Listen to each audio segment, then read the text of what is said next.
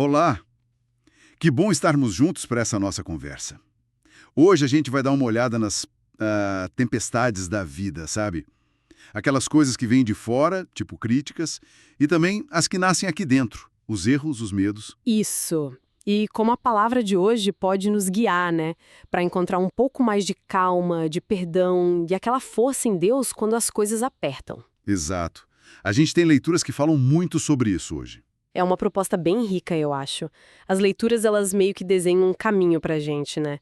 Aprender a mansidão com Moisés, mesmo quando criticado. Hum. Buscar aquele perdão sincero que transforma mesmo, como o salmista pede. E, claro, cultivar a confiança em Jesus, que nem Pedro no mar agitado, sabe?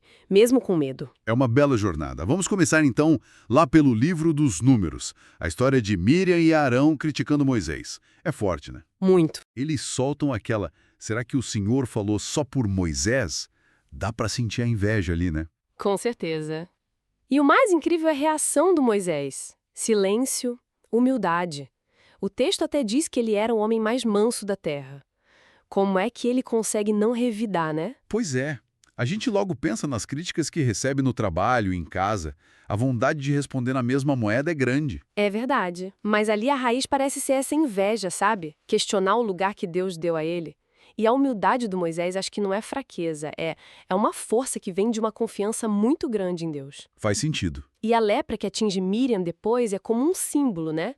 Mostra como essa divisão, essa falação acaba meio que adoecendo todo mundo, por dentro, a comunidade. Uhum. E o ponto alto para mim é Moisés intercedendo por ela, por quem acabou de atacá-lo. Isso é poderoso.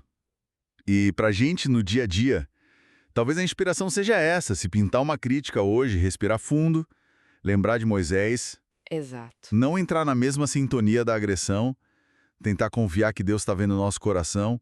É um desafio, claro. Um desafio enorme. E essa coisa do coração nos leva direto para o Salmo 50 que você mencionou.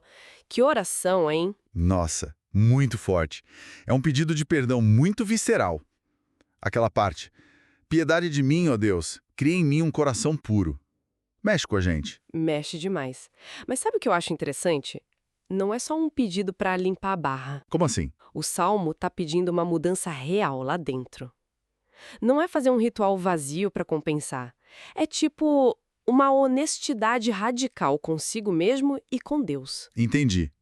Não é se culpar e ficar se remoendo. Não, é buscar cura, é reconhecer onde a gente errou assim, mas confiar totalmente na misericórdia de Deus, que é muito maior que o nosso erro e quer ver a gente bem, se voltando para Ele de verdade. Então, a dica prática para hoje seria, talvez parar um minutinho. Fazer aquele exame de consciência, sincero, Isso. ver se tem algo para pedir perdão para Deus, talvez para alguém. Quem sabe dar um passinho concreto, né? Uma oração, um pedido de desculpa, um gesto. Um pequeno gesto que abre espaço para essa misericórdia agir. É deixar a graça trabalhar. E essa necessidade de confiar, mesmo quando a coisa tá feia, nossa, isso conecta demais com o Evangelho de Mateus. Ah, a cena do mar, Jesus andando sobre as águas, Exatamente. os discípulos apavorados no barco, Exatamente. e Pedro, naquele impulso de fé, fala, Senhor, se és tu, manda-me ir ao teu encontro sobre as águas. E ele vai. Por um instante ele vai. É incrível, né? Mas aí ele olha para o lado, sente o vento forte, vê as ondas e o medo bate. Começa a afundar e grita, Senhor, salva-me! Quantas vezes a gente não se sente assim, né? Afundando nas nossas tempestades. Essa imagem é muito forte. O mar simbolizando as dificuldades, o caos da vida. E Jesus ali caminhando sobre tudo isso, mostrando seu domínio. A experiência de Pedro é a nossa, né? A fé nos lança, mas quando tiramos os olhos de Jesus e focamos no tamanho do problema, A gente afunda. a gente afunda. O medo paralisa. Mas o que eu acho lindo é a resposta imediata de Jesus. Ele estende a mão na hora. Sim. E depois vem a pergunta, homem de pequena fé, por que duvidaste? Não sou como bronca, né? Mas como um chamado a confiar mais. Exatamente.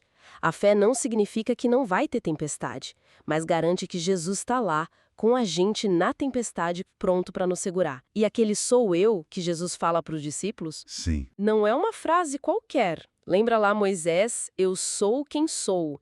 É Jesus reafirmando quem ele é, trazendo paz para o meio do nosso pânico. Uau! Então, para hoje, se a tempestade chegar, a ideia é focar em Jesus.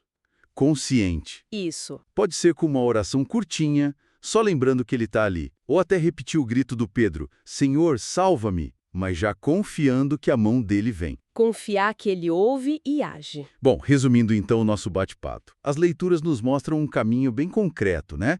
A mansidão do Moisés frente à crítica, a busca sincera do salmista pelo perdão que restaura e a fé do Pedro, mesmo que tropeçando, se agarrando em Jesus. Deus caminha com a gente, né? Caminha. E talvez a grande lição seja essa.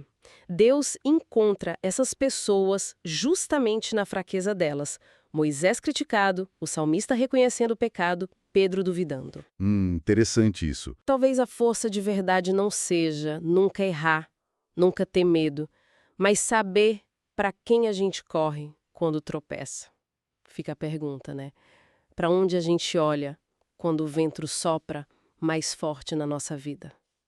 Ótima reflexão para a gente levar. E se você que nos ouve gostou dessa nossa conversa, dessa reflexão, deixa aí o seu curtir. E se sentir de compartilhar algo nos comentários, vai ser ótimo. Sua partilha sempre ajuda na caminhada de todos nós. Com certeza. Muita paz para todo mundo e até o nosso próximo encontro.